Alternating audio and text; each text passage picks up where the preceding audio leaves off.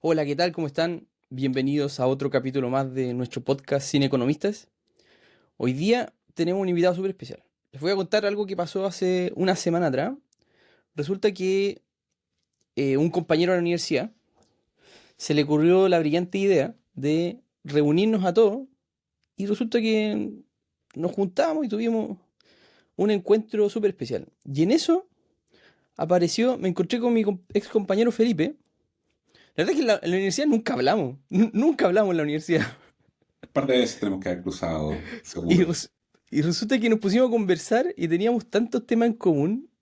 Y dije, no, que Felipe tiene que venir al podcast, así que les traigo una cordial bienvenida. Además, Felipe es profesor del curso de inversiones inmobiliarias rentables que estamos impartiendo y tenía que contarnos su historia. Bienvenido, Felipe, ¿cómo estás? Hola Cris, ¿bien y tú? Hola a todos, gracias por estar aquí conectados un día más con Cris. Gracias por la invitación además y nada, un gusto haber reconectado. Yo estoy seguro que conversamos un par de veces, no puede haber sido ninguna, éramos una Sí, universidad pero bien, chiquitita, bien pocas veces hablamos. Yo bien creo que pocas hablamos más veces, en los carretes, porque siempre que nos juntábamos teníamos amigos en común y eso conversábamos en los sí. carretes, pero de universidad no hablamos nunca. ¿Sí? Estoy seguro que no No, hablamos éramos nunca en la universidad. grupos de estudios distintos, muy Sí, común. sí. Oye, Oye, gracias Felipe, por la invitación. em, cuéntanos, ¿quién eres tú, Felipe? ¿Dónde vives? ¿Qué estás haciendo ahora? Para que la gente te conozca, porque yo encontré muy encantadora tu historia, entonces quería compartirlas con todos. Bueno, un poquito para presentarme, yo soy Felipe, tengo 40 años, soy ingeniero civil industrial. Estoy casado, tengo una hijita de 2 años, recién cumplido. Me dedico al desarrollo inmobiliario, he estado toda la vida vinculado al mundo de los proyectos inmobiliarios en distintas áreas, estudio, gestión, inversión. Y hoy día estoy administrando mi propia empresa, que se llama Hunda Gestión. Estamos desarrollando proyectos de distinta índole. En el mundo inmobiliario es súper diverso y hay un montón de cosas. No, no me voy a extender en qué estamos haciendo, al menos no por ahora. En lo personal, vivo en Las Condes, ¿no es cierto? En una casa en el sector de Manquehue con Bilbao, un barrio súper tranquilo, súper cómodo. Y hoy día estamos dedicados con mi familia, ¿no es cierto? Principalmente a la crianza de nuestra hija y a el trabajo duro creemos que es parte importante de cómo uno puede en la vida, ¿no es cierto?, darle lo mejor que tiene o lo mejor que puede a sus hijos. Fantástico. Oye, Felipe, contaste que estás ahí trabajando con tu propia empresa ahora, pero ¿cómo fue esos inicios? Para que no nos adelantemos tanto. No, no, ¿Qué te llamó a, ¿cómo a llegamos? meterte en el mundo inmobiliario? Uf, la historia es larga, pues. Cuando uno tiene hartos años, las historias son largas. Entretenida historia, además, bien, bien bonita. Yo partí trabajando el año 2005 a través de mi práctica profesional, ¿no es cierto? Está en el último año de la universidad, hice mi práctica profesional con Abraham Zenerman, desarrollador inmobiliario de amplia trayectoria. Él, tal vez lo ubican más por Sencorp, los que conocen a la industria. Él es el desarrollador que construyó el barrio Isidora Goyenechea, Vitacura, todos los edificios que están ahí en Andrés Bello, la típica postal de Santiago moderno. Él es el desarrollador. Él es un arquitecto que forjó su empresa siendo muy mayor. Tenía casi 50 años cuando se dedicó al desarrollo inmobiliario. Cuando yo lo conocí tenía en el entorno de los 65, llevaba harto tiempo desarrollando y tenía una visión de negocio súper interesante. Yo caí ahí de casualidad, postulando una práctica profesional, entré a trabajar en el área de control de gestión y se dio la suerte de que hice una buena práctica, ¿no es cierto? Y me ofrecieron quedarme, extender mi estadía y bueno, cuando egresé me quedé metido en el mundo inmobiliario. Anécdota graciosa, ¿no es cierto? Me pasó que justo en esos años, que yo llevaba ya 1 o 2 años trabajando en la inmobiliaria, mi mamá se encuentra con mi nana de cuando éramos chicos y me pregunta la Rosa, mi nana de toda la vida: hola Felipe, ¿qué estás dedicado? No, estoy trabajando en una inmobiliaria, en ese tiempo era control de gestión, haciendo control de gestión acá y... una inmobiliaria, ¿y a qué se dedican? No, a hacer edificios. Y se muere la risa ella. Y me dice, le pregunto yo, ¿por qué tanta impresión o tan gracioso? Me dice, no, es que cuando tú eres chiquitito, probablemente ni te acordás, de 3 4 años, tú ibas montando una caja arriba del otro y decías: "Y yo cuando grande voy a hacer edificio". Y de casualidad, se dio que terminé efectivamente en el mundo de construir edificios. Así que fue una anécdota bien, bien chistosa, porque no me lo hubiera esperado. A veces uno trae estas cosas desde adentro. Y, y fue una muy bonita experiencia. Trabajé con él 5 años, ¿no es cierto? Me fui moviendo dentro de la empresa, control de gestión, después administración de obras, evaluación de proyectos, ¿no es cierto? Y tuve la suerte de tener un jefe que fue el directo y por supuesto varios jefes intermedios, porque él era el dueño de la empresa, eh, que me tomó de la mano y me enseñó mucho de lo que yo sé y que iba aplicando en mi vida, me lo enseñó él. Así que, nada, una experiencia súper linda. Ahí estuve 5 años, ¿no es cierto? Metido en desarrollo de distintos proyectos. El más grande, Titanium, ¿no es cierto? Que fue durante algún tiempo, nos tocó la crisis del 2008, el edificio más alto de Chile, cuando Polman decidió paralizar su obra. Nosotros seguimos avanzando y una de las cosas que nos enseñó Abraham, yo creo que a todos los que trabajamos con él, es la resiliencia, de saber que en momentos difíciles hay que seguir avanzando y que no siempre es fácil, no siempre todo se da como uno quiere, pero si uno le pone el hombro y empuja y tiene claro cuál es la meta, puede alcanzarla. Tuve 5 años ahí, aprendí un montón, me moví en un montón de áreas distintas, topé techo, como se dice en las empresas. Las inmobiliarias son estructuras planitas, ¿no es cierto? Está el dueño de la inmobiliaria, los gerentes, y después viene la capa de trabajadores que está en el desarrollo, y no hay mucho más, o sea, no hay espacios, no es una gran empresa, no es una compañía gigante donde uno pueda hacer una carrera muy larga, salvo que quiera quedarse en los puestos varios años. Y en ese tiempo yo tenía un apetito por crecer impresionante, ¿no es cierto? Espero tener algo de eso todavía, que te lo da la juventud, y decidí partir. Renuncié, ¿no es cierto?, el año 2010, sin tener trabajo en mano, sin tener otra alternativa. Todo el mundo me decía que estaba loco, que cómo se me ocurría irme a una empresa tan grande, tan exitosa, con un puesto súper bueno, me pagaban muy bien lo que hacía, trabajaba un montón, por supuesto. Ya había realizado mis primeras inversiones inmobiliarias de compras de departamentos, me había comprado mi propio departamento en una época que hoy día uno mira con añoranza, en la que existía el 100% de financiamiento. Mi primer departamento lo compré y me dieron crédito hasta para los muebles. Chuta, Afortunadamente, ¿no es cierto? Eran tiempos distintos, las tasas eran más altas, claro. mucho más altas que hoy día, pero los activos eran mucho más baratos que ahora. Y ocupé lo que yo invito a todo el mundo a ocupar en la inversión inmobiliaria, que es la capacidad de crédito y el ahorro. Yo ahorraba parte importante de mi sueldo, entonces tenía plata para poder dar un par de pies, qué sé yo. Y después con la rueda, este negocio fue creciendo y fue paralelo. Me dediqué durante, a ver, del 2005 al 2015 a trabajar en distintas empresas del rubro inmobiliario. Estuve en grupos grandes de desarrollo de centros comerciales, strip center, siempre ligado al mundo de las oficinas, fue al principio. Mi experiencia inicial fue desarrollando edificios de oficinas. Forjé un área de oficinas en una de estas empresas que funcionó, y después me fui a otra inmobiliaria muy grande, que tenía presencia en Perú. Ahí me tocó desarrollar un edificio fuera de Chile, una experiencia hermosa, muy distinta, súper desafiante, eh, con problemas distintos a los que existían acá, cosas que acá se daban por sentadas, como era el financiamiento, ya era totalmente distinto, pero fue una muy bonita experiencia. Y ahí conocí a mi esposa, en ese trabajo. Nos conocimos en Perú, ella es peruana, vive en Chile hace 12 años, y me moví en el mundo del desarrollo, principalmente durante los primeros 10 años de mi carrera. Después me cambié al mundo de la consultoría, y ahí fue donde se me abrió el paraguas, la cabeza y el mundo, porque precisamente en el desarrollo uno está, y esta es una industria que es relativamente lenta, ¿no es cierto? Entre que uno busca un terreno y materializa un proyecto, suelen pasar 3 4 años, como súper normal. Entre la idea de comprar un terreno y la inauguración del edificio, generalmente hay entre 3 o 4 años. A veces no nos damos ni cuenta, y como vemos tantas grúas en la ciudad, pensamos que los edificios son rápidos de hacerse. No. Cuando uno mira un terreno cuando acaban de demoler, se hace el primer cierre de obra y termina el edificio, pasan varios años.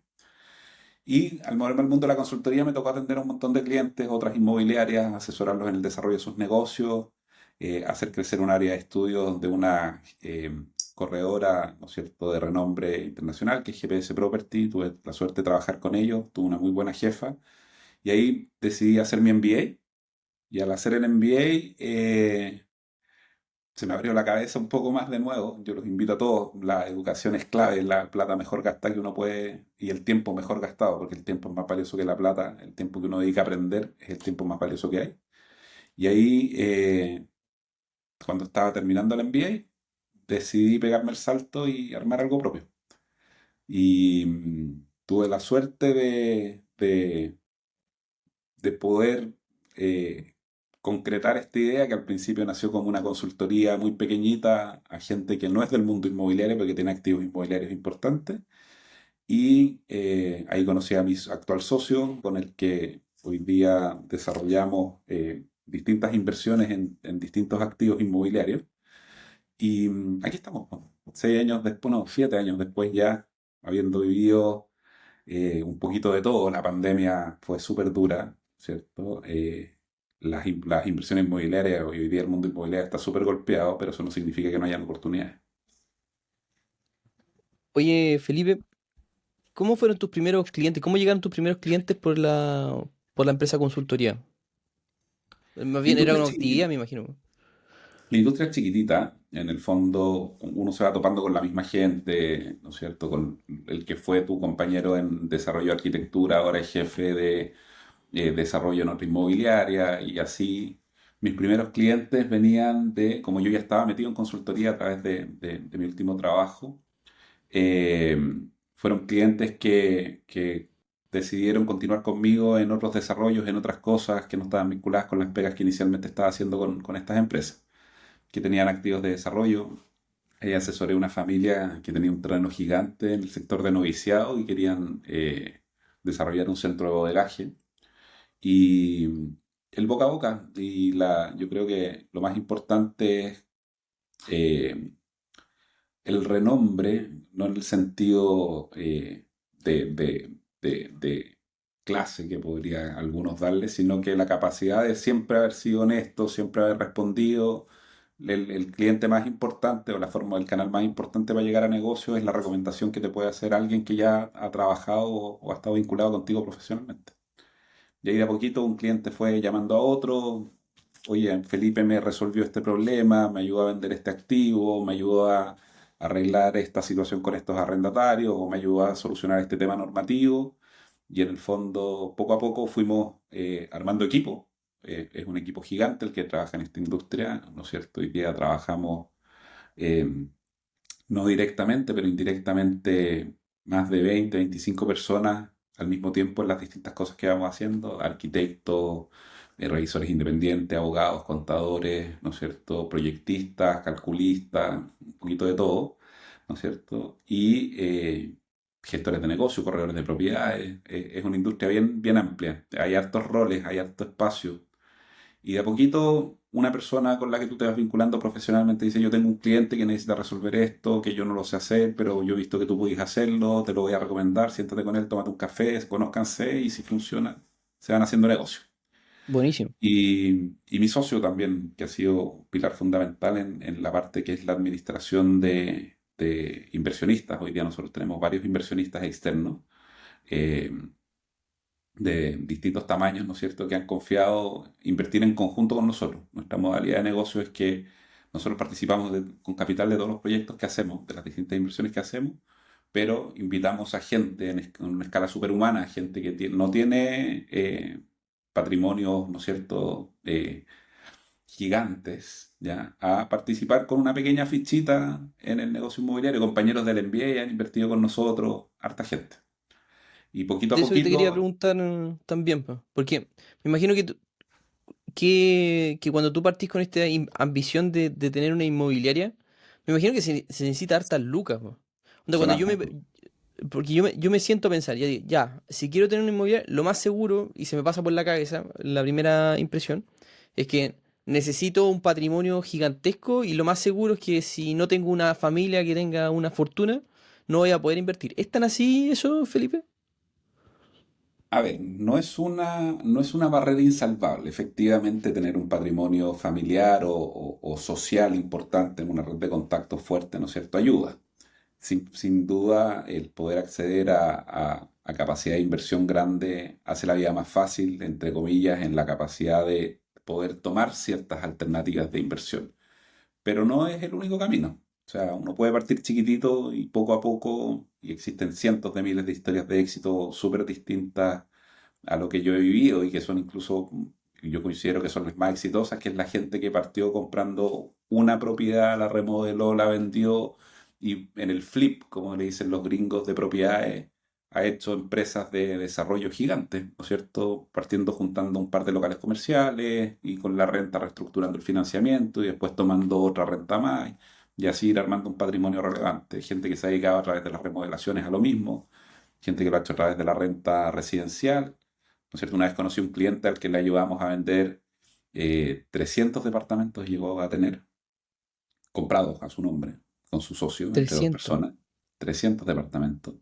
Wow. Y se había metido con una inmobiliaria, esto en los tiempos en los que el financiamiento era infinito, hoy día ya no es así, o casi infinito en el sentido de que los flujos futuros eran los que apalancaban el negocio. Hoy día la lógica es más de que los flujos actuales apalanquen la nueva deuda independiente de la capacidad de generación que tiene el activo, ¿cierto? Hoy día está mucho más centrado el financiamiento en la capacidad de pago de la persona que del activo. Cosa que va a cambiar en el tiempo. Esto es un ciclo. Estamos en la parte baja del ciclo de financiamiento, están las tasas altas, volveremos a tasas más normales, nunca las que vimos. Yo creo que no vamos a volver a esas tasas de UF más 2, va a ser muy difícil, van a pasar muchos años antes de que eso pase. Eh, pero bueno, en el caso particular de este cliente, él tenía en un edificio, además de sus 300 departamentos que estaba operando, que había montado una empresa paralela, él se dedicaba a otra cosa, en este minuto no me acuerdo, pero como que te diga que era dentista o que era contador Ya. o médico, ¿no es cierto? En el fondo, su desarrollo profesional no había estado vinculado al mundo inmobiliario, pero poquito a poquito, con un patrimonio inicial un poco distinto, probablemente al de una persona que parte con un departamento, él se había hecho un pequeño paquete de unidades, lo arrendó, lo reestructuró, con la plata que le sacó al activo fue y compró otro paquete equivalente y creo que partió, si no me equivoco, con 10 o 20. Se compró 20 más y 20 más y 20 más y en 10 años tenía estos 350 departamentos y se había metido en una promesa para comprarse 100 más 100 de ese más. nivel. Chuta. 100 más, como si nada, como quien, y había ¿Qué, puesto el qué pie y había nivel? pagado el contado de 100 departamentos. Si tú lo pensáis, comprarse 100 departamentos en las lógicas de pie de esa época, esto fue hace ya más de 7 años, y te piden entre un 10 y un 20%. Entonces él puso la plata de 10 departamentos, pero se hizo de 100. ¿Ya? Supongamos que pagó un 10%. Y con eso tenía estas promesas, que era un edificio de entrega futura, y me dijo, mira, la verdad es que no estoy seguro si quedarme con los 100, salgamos a colocarlos. Yo no soy corredor de propiedades, no me dedico al corretaje de propiedades, pero esto no era un corretaje, pues era casi un fondo de inversión. Nos asociamos con un par de corredores y creo que vendimos de los 100, si no me equivoco, unos 80. ¿No es cierto? Se los colocamos, recuperó y hizo un negocio muy lindo porque en el fondo el diferencial de precio, en la plusvalía que había tenido el edificio mientras se construía, eh, le permitió, con la plusvalía de los 80 que vendió, pagó los otros 20 al contado, más los 10 que tenía adentro, o sea, se ganó 10 departamentos en la pasada Claro. y se hizo de 20 unidades. No sé en qué está Mira, hoy qué día, buena. perdimos contacto. Qué buena eso. Oye, desde luego, lo que me comentáis, yo encuentro súper choro lo que estáis contando, pero si una persona quisiera hoy día ponerse con una inmobiliaria, ¿tú qué le Wow. recomendarías? A ver, es súper amplio, porque mira, nosotros tendemos a pensar que la inmobiliaria, ¿no es cierto?, es solo la sociedad o solo el gestor que se dedica a comprar terrenos para construir y vender. ¿Ya? Y una inmobiliaria puede ser una inmobiliaria de renta, que es alguien que compra propiedades, las arrienda y las mantiene en arriendo. Y genera ese patrimonio y con esa cartera de propiedades va comprando más propiedades. Eso también es una inmobiliaria, ¿no es cierto? También Ya. es una inmobiliaria quien se dedica a comprar terrenos, habilitarlos para desarrollar proyectos y vende proyectos para desarrollo. Y eso también es una inmobiliaria.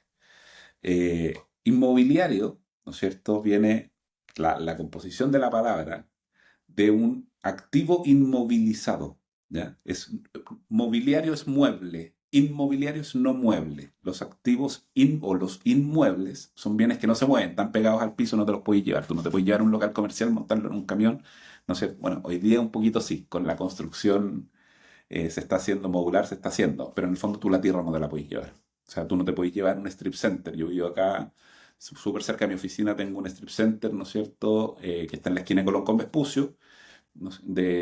Y ese activo yo no lo puedo agarrar y llevármelo, ¿no es cierto? Puedo sacarle todas las cosas, llevarme todas las cosas por separado, pero no me voy a llevar el strip center completo. Entonces, eso es un activo inmobiliario, no se puede mover. Entonces, Pero inmobiliario es cualquier cosa que esté relacionada a un inmueble. igual mi pregunta iba un poquito más allá. Por ejemplo, si yo quisiera juntarme con algunos amigos y armar un edificio, por ejemplo. Lógicamente no voy a tener las lucas para hacerlo. Y más importante, las lucas son, mira, las lucas son la barrera de entrada que todo el mundo piensa que es como la más relevante. Y en general, la barrera de entrada que yo considero más relevante es la capacidad de seleccionar bien el activo y definir bien el negocio que se va a hacer. ¿Ya? La barrera del conocimiento es la barrera de entrada más grande, ¿no es cierto? Yo puedo tener, voy a poner un ejemplo ridículo, si yo quisiera ser médico, ¿no es cierto? Y operar a alguien de apendicitis, no lo puedo hacer viendo tutoriales, no basta con comprarme la bata, ¿no es cierto? Y montar una clínica y abrirle el estómago a alguien. El conocimiento para sacarle el apéndice a alguien, que es una operación hoy día súper sencilla, viene de la mano de 10 años de desarrollo de carrera profesional, que no significa que no lo pueda hacer. Yo creo que si alguien quiere montar una inmobiliaria, hoy día puede contratar a un montón de gente que es súper capaz, ¿no es cierto? Creo que la barrera más importante para el que no tiene el conocimiento es seleccionar a la gente adecuada, contratar, hacerse partner. Hoy día hacerse partner de los equipos adecuados y participar es relativamente fácil. La gente está súper dispuesta. Chile tiene esa capacidad eh, de, de emprendimiento. Yo lo veo en las empresas. Acá se han formado una cantidad de unicornios, empresas Notco y muchas otras que se han perdido en varios cientos de millones de dólares. Es porque precisamente acá existe esa mentalidad del trabajo en equipo, de formar y forjar conocimiento y empresa. Y eso no lo tienen todos los países. Pero volviendo a la pregunta original, claro, tú puedes partir una inmobiliaria tú solo, ¿no es cierto? Y comprar un terreno para hacer una casa o lo que yo creo que es donde está el verdadero nivel de entrada para quienes estamos en una escala intermedia, es partir un poquito por arriba de lo que puede hacer una persona natural y un poquito por abajo de lo que pueden hacer las grandes inmobiliarias. Nosotros tuvimos nuestro intento fallido de meternos en el mundo del desarrollo residencial, ¿no es cierto? Y estuvimos buscando terreno junto a mis socios, en ese minuto éramos más socios en la empresa, para tratar de hacer edificios más grandes, constructor, abogado, arquitecto, otro gerente de inmobiliaria, eh, financiero y yo estábamos dedicados a buscar, a tratar de hacer esto, una inmobiliaria hecha y derecha y competir con inmobiliarias como Imagina, Almagro, ¿no es cierto? Almagüe, en escalas Claro. normales, pero el capital era una barrera de entrada para nosotros. Podíamos encontrar los terrenos, pero en el fondo lo que nos demorábamos en encontrar el terreno y al mismo tiempo nos demorábamos en tratar de ir a levantar las lucas para hacerlo, hacía que llegara otra inmobiliaria grande, firmara las promesas y nos sacaran los terrenos de entre las manos. Entonces era difícil porque había muchos competidores muy grandes con mucha experiencia y con harto capital. Entonces, ¿qué decidimos? Nosotros estamos en una escala intermedia. No estamos para hacer negocios de remodelaciones de casa, porque en el fondo hoy día yo vivo de esto, tengo que pagarme sueldo todos los meses, tengo que sostener un equipo de gente que es la que trabaja con nosotros y remodelar una casa a la vez, ¿no es cierto? Es un negocio que es súper viable para una persona, pero no es viable para una empresa. O sea, en el fondo la estructura que hay que armar no es Claro. sostenible con negocios chiquititos, comprando departamentos de a 3.000 UF. Si tú lo miráis, la administración del departamento, no el activo, porque el activo le tiene que pagar al que pone las lucas, no, le tiene que pagar a la empresa. Eh, es inviable o en una escala pequeña, de a 10 departamentos, de a 500 lucas, si supongamos que le cobráis un 10% para hacer el número fácil, de a 50 lucas por departamento ganáis 500 lucas, ¿cachai? Y eso no es viable para armar empresas. No, Sí es pues. viable para No hacerlo uno como un ingreso adicional. claro. Entonces, ¿qué es lo que hicimos nosotros? Dijimos, bueno, vámonos a una escala intermedia, vámonos a donde no hay tanta competencia. Vámonos a terrenos que son demasiado pequeños para que las inmobiliarias grandes los tomen, pero demasiado grandes como para que una persona natural lo pueda hacer por sí sola. Y nos posicionamos en esta escala intermedia, estamos desarrollando proyectos en un tiempo que ha sido súper difícil, pero tenemos nuestros desarrollos ya a nuestro haber. Hicimos un condominio que hace en Las Condes chiquitito, que estamos terminando y vendiendo ahora 3 casas de 18.000 UF en el sector de Manquehue Sur. ¿Y cómo lo hicimos? Invitando a gente a invertir con nosotros, a participar de rentabilidades que no son normales para lo que uno puede obtener ni en el banco ni en los fondos de inversión inmobiliaria. Entonces, al principio partimos con el famoso Friends, Fools and Family, las 3 F. ¿Dónde sacar plata? Las 3 F. Los amigos, la familia y los tontos, dicen la verdad. Ese es el dicho. Ese es el Fools. La verdad es que no son ni los tontos, pero uno tiene que partir por la red de confianza. Y en ese sentido invitamos a un montón de inversionistas chiquititos, armamos un fondo de renta, uno de plusvalía, uno de desarrollo, y esos fueron nuestros primeros negocios por ahí por el año 2019, estamos saliendo de ellos. Y esta gente que fue confiando en nosotros nos fue abriendo redes a otras redes de ellos y hemos ido armando fondos cada vez más grandes. Ahora, lo que tú me estás comentando de eso de formar un fondo así como de inversión a través de hartos socios, ¿eso es lo usual que hacen todas las inmobiliarias más grandes?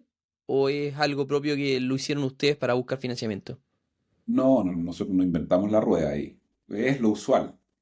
A ver, una inmobiliaria, pongamos un caso de una inmobiliaria grande, ¿no es cierto? Una inmobiliaria como Senco, que efectivamente tiene un patrimonio importante en sus socios originales. Puede decir, yo compro un terreno y hago un edificio, o puede decir, mira, yo compro 4 terrenos y hago 4 edificios y en vez de tratar de comerme todo este animal yo solo, le pongo un 25% de patrimonio a cada una de estas 4 sociedades y levanto el otro 75%, dado que tengo la experiencia y el track record para hacerlo en la industria tradicional.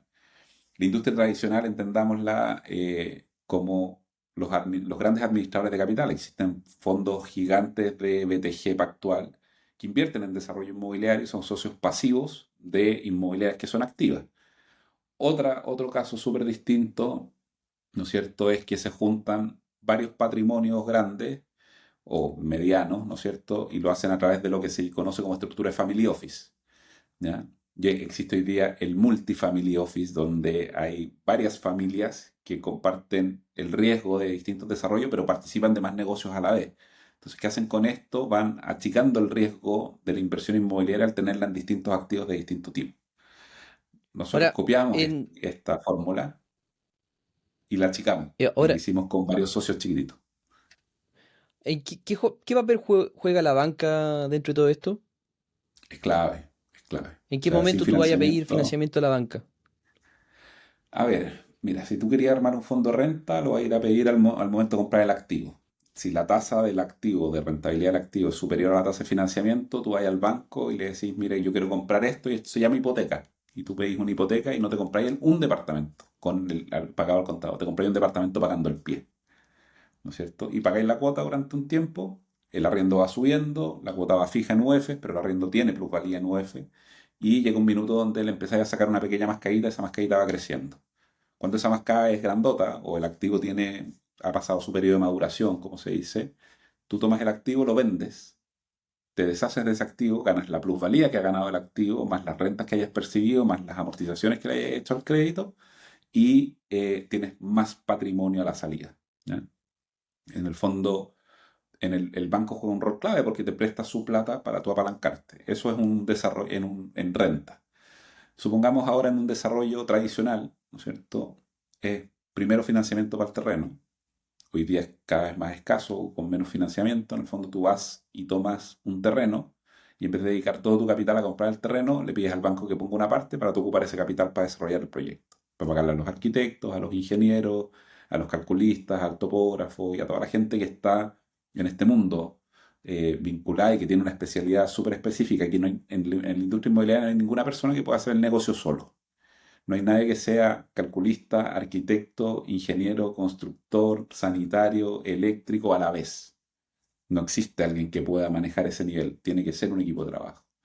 Entonces le pides plata al banco para comprar el terreno y cuando tienes el proyecto listo para iniciar obra, los socios cancelan esa hipoteca y la cambian por una línea de financiamiento de construcción que se llama. Y esa línea de financiamiento de construcción le paga a la constructora los estados de pago según el avance que tenga la obra y hipoteca el terreno con el activo que se construye encima. Cuando llegas al final, al de la construcción, Mientras tú vas vendiendo, vas capturando los pies. Y cuando llega al final de la construcción, la compraventa del comprador, que suele venir de la mano de un crédito hipotecario, porque si el comprador no tiene hipercrédito hipotecario, tiene que pagar el contado y muchos menos compradores, paga esa línea de construcción. Entonces es una cadena. Hay tres créditos que son claves para hacer desarrollo. Primero, para comprar el terreno. Segundo, para construirlo. Y más importante de eso, que tiene que haber un tercer crédito, que es el del usuario final, para poder sacar los créditos anteriores. Esa es la rueda que se tragó en esta crisis. El crédito se encareció mucho para los compradores, por lo tanto la base de compradores se achicó, las tasas subieron mucho, por lo tanto la línea de construcción que antes tenía un costo financiero súper acotado, más lo que subieron los costos de construcción, hizo que el activo se encareciera y como no están pudiendo llegar los compradores a escriturar esas unidades, se tranca la rueda y por eso el desarrollo inmobiliario hoy día está más escaso. Hay menos proyectos en desarrollo, en cartera, va a bajar la cantidad de unidades en construcción para el próximo año tal vez a la mitad. Y se va a demorar, porque como yo les decía, pasan casi 4 años entre que uno, o hablemos de un terreno ya comprado, entre 2 años y medio y 3 años, entre que yo decido iniciar el desarrollo de un permiso de edificación y tengo un edificio en la salida. Pero no todo es malo. Así como Pues, se cierran puertas, se abren ventanas, se dice. claro. ¿Qué cosas estás esperando ahora para los siguientes años, Felipe? De acuerdo a tu experiencia, y también lo que hay conversado con la gente en la industria. ¿Qué cosas esperan que pase más adelante? A ver, han habido hartas quiebras de constructoras, han habido hartas inmobiliarias que han caído en procesos de reorganización o quiebra. Eh, Eso para los compradores, ¿no es cierto? Hoy día de unidades es una oportunidad. En el fondo, cuando el que está hoy día en aprietos es una inmobiliaria que tiene X departamentos por entregar y tiene una deuda que te está colgando sobre la cabeza, está dispuesta a bajar los precios y a hacer, o a dar oportunidades, ¿no es cierto? Que los compradores pueden tomar y hacerse un activo más barato. Eh, Esto tiene múltiples implicancias, o sea, son un montón de cosas que pasan. Como esto pasa, efectivamente hay un grupo de compradores hoy día que está pudiendo comprar cosas más baratas. Pero por otro lado, como el crédito hipotecario está más caro, la cantidad de compradores que hay se está achicando. Entonces, ¿qué Vale. pasa? Es que solo los inversionistas están pudiendo acceder a estos activos, los usuarios, los compradores finales, la persona que se estaba comprando su casa, hoy día es súper escaso, al menos en el segmento medio, que era que es el que impulsa la industria, el departamento entre 3.000 y 6.000 UF, hoy día está súper golpeado. Como los inversionistas están tomando estos activos eh, y comparativamente contra la oferta no han bajado de precio, a pesar de que se los pueden hacer con pequeños, los pueden adquirir con pequeños descuentos o con descuentos relevantes en términos de la cantidad de plata que ponen, pero el crédito está más caro, entonces al final la cuota que paga es más o menos parecida a la que se pagaba antes, a veces incluso un poco más alta, eso está empujando los arriendos al alza. Y probablemente la gente que tiene departamentos, dependiendo de la zona, porque hay zonas que suben y zonas que bajan, es una oportunidad para los inversionistas inmobiliarios que hoy día puedan tener el pie para comprarse un departamento.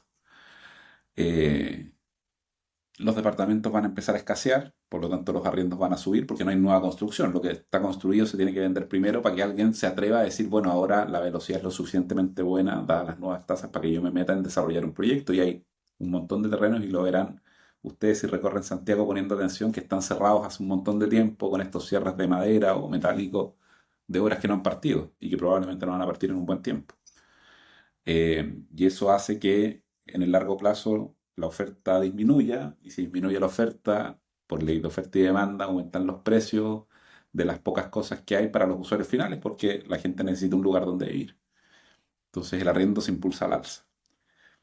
Santiago, por ejemplo, es una comuna o tiene un sector súper particular que es el entorno entre Plaza Baqueano y el Eje Alameda, ¿no es cierto?, hasta la Ruta 5 tal vez, que por el deterioro que ha tenido el centro de Santiago, está viviendo algo superopuesto. Santiago era el centro de la movilidad social de la ciudad, donde cuando la economía estaba buena, la gente que vivía en la periferia se quería acercar a su trabajo, se iba a ir a Santiago, centro, comuna, y había una demanda constante de departamentos, y por eso Santiago es una de las comunas que tiene más desarrollo inmobiliario. y la gente que estaba en Santiago Centro y que mejoraba su situación se trataba de mover a zonas con más áreas verdes, ¿no es cierto?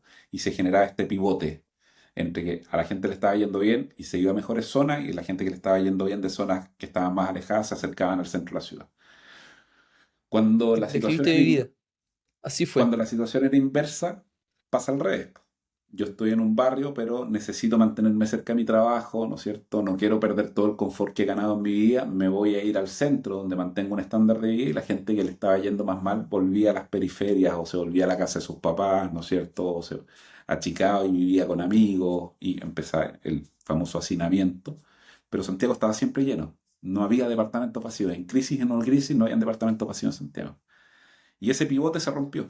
Se rompió con todo lo que hemos vivido entre el estallido social y la pandemia. La gente ya no quiere vivir en el centro. Ya las empresas, con todo el daño que se le hizo al centro, se movieron a otros sectores, ¿no es cierto? Hay una vacancia de oficina gigante. El teletrabajo impulsó la vacancia de oficina.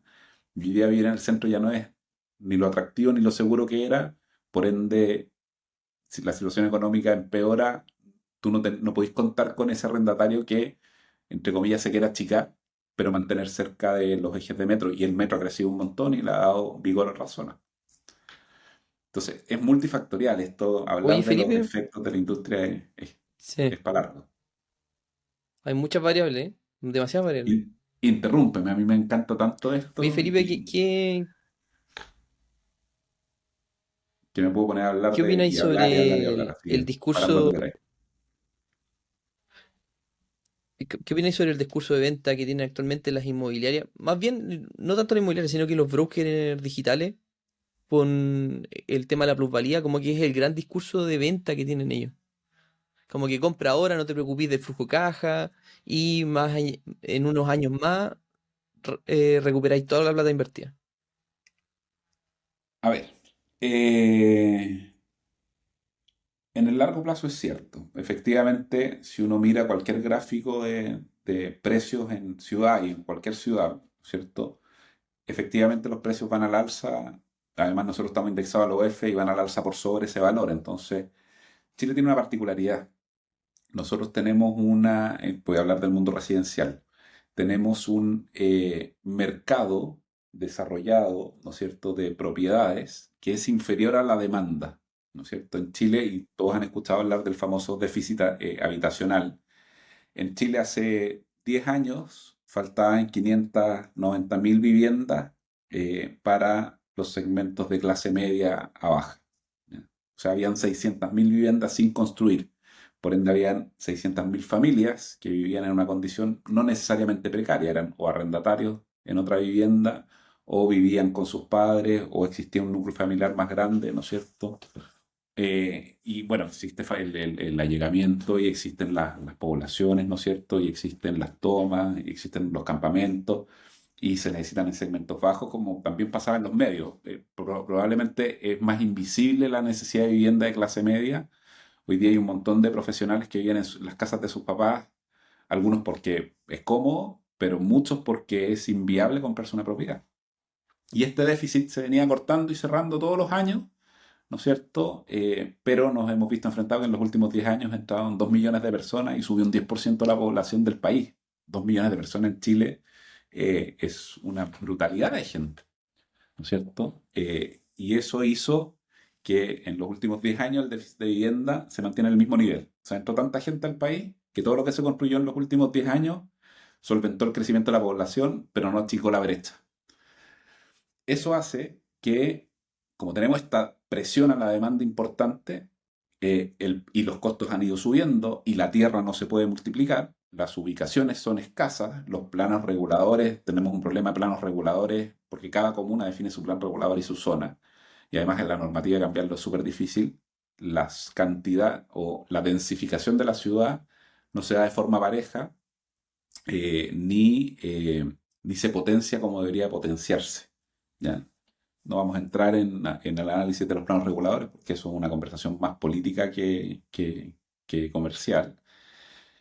¿Y qué es lo que pasa? Como tienes esta demanda latente que no está satisfecha y que la normativa no ayuda a satisfacer, tenemos que en el largo plazo las propiedades van a seguir subiendo de precio y efectivamente comprar hoy día ¿no es cierto? Es una buena alternativa respecto de comprar mañana. Si nosotros miramos los precios a los que nuestros papás pudieron haber comprado sus casas con respecto a los precios con los que nosotros hemos comprado las nuestras en UEFs, ¿no es cierto? Con la plata que tú te comprabas una casa en Las Condes hace 20 años, hoy día no te compráis ni siquiera un departamento en la estación central. O sea, una casa en Las Condes, en un barrio Alonso Camargo, el entorno de la Rotonda Atenas, el eje Los Dominicos, Tomás Moro, incluso el sector que se forma donde se abre Avenida Las Condes costaba entre 2.000 y 3.000 UF.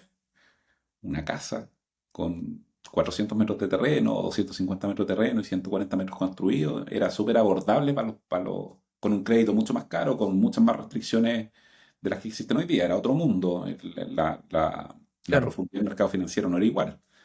Hoy día todos estamos bancarizados. Hace 20, 25 años o 30 años, la cantidad de gente que tenía una cuenta corriente era contada con los dedos de una mano. Entonces, no existía el mismo acceso, el acceso creció. Hoy día casi todo el mundo que tiene un trabajo formal tiene acceso a una cuenta corriente y teniendo acceso a cuenta corriente tienes acceso a deuda y teniendo acceso a deuda tienes acceso a deuda hipotecaria. Si eres ordenado, no hay escala, no hay ningún trabajador formal que no siendo ordenado en su ahorro no pueda acceder a una propiedad. Cuesta, es difícil, ¿no es cierto? Ahorrar es difícil y más difícil es cuando tú estás en un segmento más bajo, pero no es imposible. Eh, Comprar hoy día es una buena opción. Yo siempre creo y es cierto, compra ahora, ¿no es cierto? Y efectivamente tu plata la vaya a recuperar, porque la plusvalía te va a ayudar. El problema pasa es que se genera también un incentivo perverso de parte del corretaje, que el corretaje gana plata cuando la propiedad se transa, independiente del resultado que la propiedad tenga, claro. ¿no es cierto? Y hay brokers inescrupulosos que están dispuestos a tratar de venderte cualquier cosa sin tener en consideración tu verdadera capacidad ni de endeudamiento ni de sostener ese activo, ¿ya? Porque supongamos que te dan el Exacto. crédito hipotecario y tenés la plata para el pie, ¿no es cierto? Check, ¿ya? Y que el arriendo es tal cual como te dice el análisis que tú hagas o el que el broker te pasó. Se arrienda este departamento de 3.000 UF, se arrienda en 500 lucas. Check de nuevo.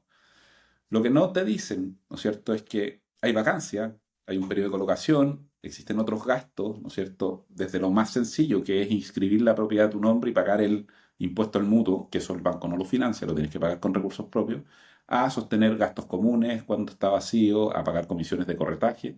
Entonces, cuando el comprador, y esto no es culpa del broker, pero un broker que quiere tener una relación sana con sus clientes, lo explicita.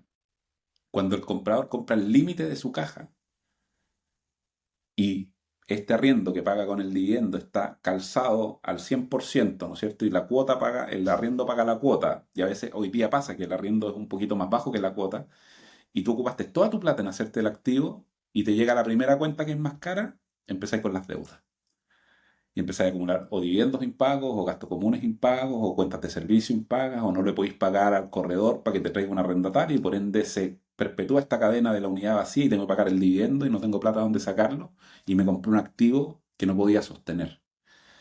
Entonces, si tú eres sano a la hora de hacer este análisis y tomar esa decisión de inversión, te va a ir bien. Y efectivamente la propiedad va a subir de precio y va a llegar un momento donde la plusvalía del arriendo va a hacer que tu arriendo sea superior a tu cuota de crédito bancario y la propiedad va a ganar valor, como el arriendo sube por sobre eso, se hace más caro el arriendo, por lo tanto, medido en rentabilidad, el siguiente comprador te lo puede comprar más caro de lo que tú lo compraste, va a ganar plata en la salida. Eso es cierto, eso es cierto. No en todas las zonas, no todo el tiempo, no todo crece. Hay zonas que están decreciendo en precio, ¿no es cierto? El centro de Santiago han bajado los precios. Los arriendos de hace 4 años hoy día están Claro. estancados en pesos, por ende han perdido valor en UF y tu crédito hipotecario que está en UF ha subido de valor. Entonces, cada vez le estás teniendo que poner más plata a ese arriendo.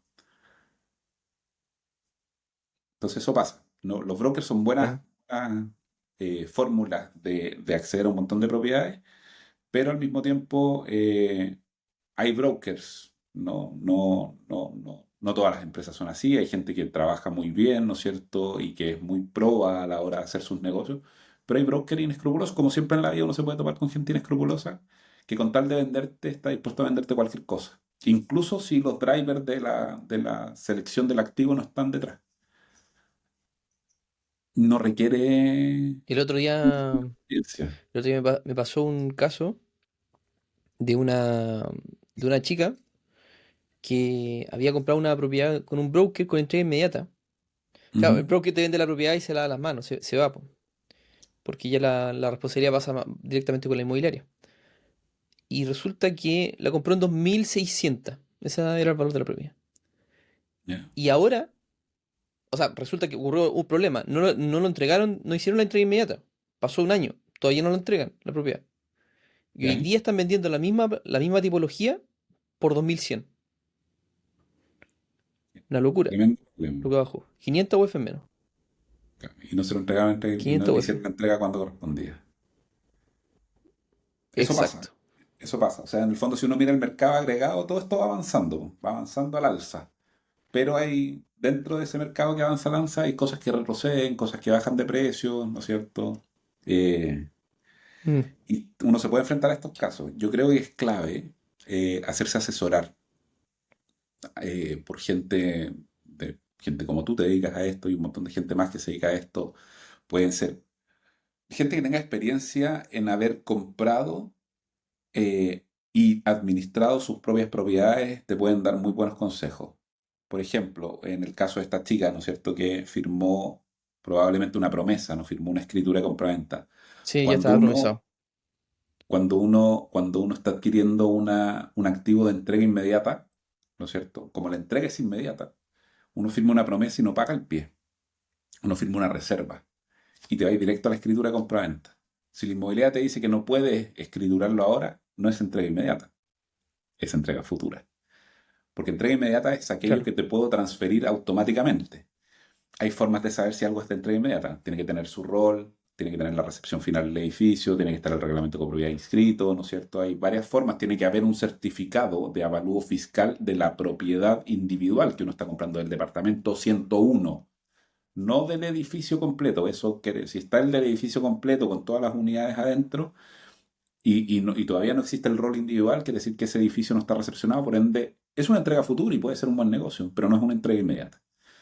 Y lo otro que es importante, ¿no es cierto?, es revisar muy bien los términos de la promesa, entender dónde están las salidas, porque por ejemplo ya, supongamos que esta chica hubiera firmado una promesa de entrega inmediata, pero esa entrega inmediata eran 4 meses más o 6 meses, ¿no es cierto? Ella podría perfectamente haber entendido que al ser una entrega inmediata y no una entrega futura, porque en una entrega futura, en un edificio que te van a entregar en 3 años más o en 2 años más, jamás una inmobiliaria te va a poner una cláusula de fecha de recepción. ¿Por qué? Y eso es cada vez más común. Antes se hacía, pero hoy día ya no. Hoy día lo normativo está tan enredado, las municipalidades y los organismos públicos que tienen que, incluso los servicios públicos como el agua, el gas, la luz, se están tomando tanto tiempo en resolver su parte que queda fuera de las manos del desarrollador saber cuándo lo va a poder entregar. En el caso particular del proyecto que nosotros desarrollamos, de algunos de los proyectos que hemos desarrollado, nos hemos demorado casi un año extra en obtener la recepción, teniendo el activo listo para recepcionar, porque faltó un papel, porque la persona que tiene que firmar el papel, que antes tenía un plazo legal de 60 días para ir y revisarlo, hoy día se demora 180 y no le importa, ¿no es cierto? En la pandemia se suspendieron los plazos de respuesta de organismos públicos y hoy día esa suspensión se levantó, pero se acumuló un montón de pega y no es mala voluntad o no necesariamente es mala voluntad de la gente que trabaja en estos organismos, sino que simplemente tiene tanta pega que tiene que resolver el que viene atrasado de hace un año, que en el fondo no te puede responder en el plazo legal porque no están los equipos suficientemente aceitados para poder deshacerse de la carga antigua y poder volver a los tiempos normativos. Entonces, asesorarte con alguien que te diga, mira, el riesgo está acá, la salida está acá, tener una salida, tener una multa recíproca. O sea, una inmobiliaria que no te ofrece una multa por incumplimiento recíproca, no necesariamente va a incumplir, pero es Sí, una que te la quiere dar, quiere decir que está dispuesta a, en caso de incumplimiento, pagarte lo que corresponde. Nosotros tenemos un proyecto es que algo que yo estamos siempre he recalcado desarrollando. también. Mira, nosotros estamos desarrollando hoy Algo que yo día siempre he proyectos, recalcado ¿no es que el tema de cierto? que hay que leer las multas. Sí, hay que leerlo todo. Hay que leer todo el contrato, ¿no es cierto? Y todo es importante, no solo el precio, Sí. la venta y la entrega. Nosotros estamos desarrollando hoy día activos que son bien especiales. Nos estamos dedicando al desarrollo de estacionamiento y minibodegas, que da para otro podcast que podemos conversar del activo, no quiero entrar ahí, porque Sí, tiene un ticket más chico. ahí te voy a invitar a otro capítulo para que hablemos de ese tema específicamente, Sí, porque es sí. también muy interesante y que creo que va para rato. Ese sí que es largo. En estos activos que estamos desarrollando, ¿no es cierto? Producto de todas las cosas que han pasado en la industria, nos hemos demorado en partir el desarrollo de una obra que tenemos. Y tenemos compradores, ¿no es cierto?, que han estado comprando con nosotros y por distintas razones, ¿no es cierto?, ha habido gente que ha dicho, mira, ¿sabes qué? Se enfermó mi mamá, le dio un cáncer, ¿no es cierto? O me quedé sin trabajo, cosas que nos pasan. Claro. Dado de que esto está más lento de lo que esperábamos todos, se me está haciendo difícil afrontar la cuota que pactamos. ¿Ya?